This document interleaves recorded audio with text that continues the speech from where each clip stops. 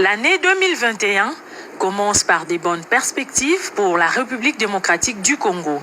Le ministre chinois des Affaires étrangères et le premier officiel des hauts rangs chinois a effectué une visite à l'étranger et il a choisi la République démocratique du Congo comme sa première destination.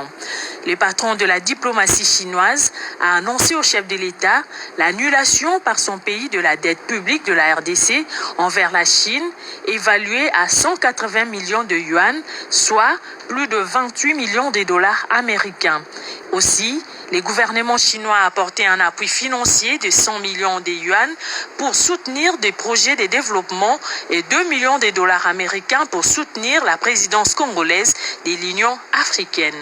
Après avoir passé en revue les relations sino-congolaises depuis les années 70 et la nécessité de les redynamiser sur plusieurs axes, les deux hommes d'État ont décidé de réactiver la commission mixte Chine-RDC dès le premier trimestre de cette année. La coopération en matière d'infrastructures, des mines et les relations Chine-Afrique ont aussi été évoquées.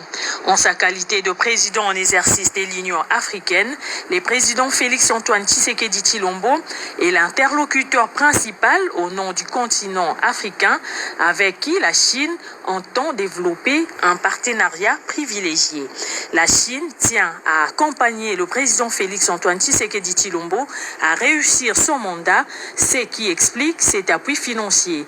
L'annulation de la dette devrait permettre à la RDC de lutter efficacement contre la pandémie de Covid-19. Présente à cette rencontre, la ministre des Affaires étrangères, Mme Toumba Nzeza, s'est réjouie de ces décisions du gouvernement chinois.